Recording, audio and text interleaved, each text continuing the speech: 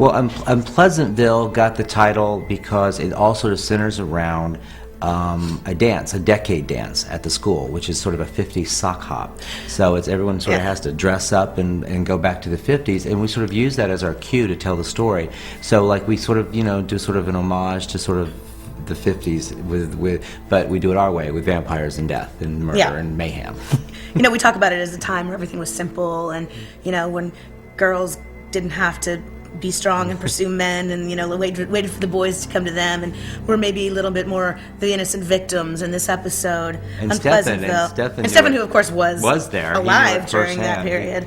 He gets to sort of first-hand experience. He gets to tell everyone about it. We have this big question that still lingers even after episode 10, which is who was the man in the road, and who is the other vampire in town. And Unpleasantville is the episode that kind of blows that wide open, and we learn a lot about our villain, or should I even say? Well, we learn more about our villain. And also, there somebody else wants into that too. Yeah. There's 26 vampires down there, and so Damon is not the only one who has an invested interest in who's in there. Yep. And so there is another vampire has shown up and wants desperately into that too.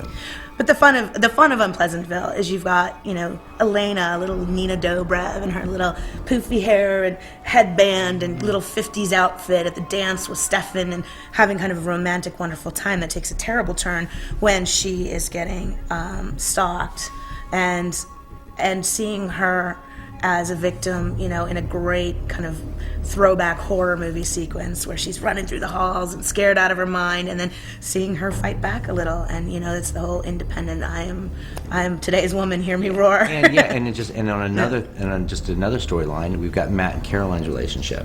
That's sort of plugging forward, and it's sort of we sort of go into the sort of the twists and turns of that relationship, and will they make it will they even make it to the next step?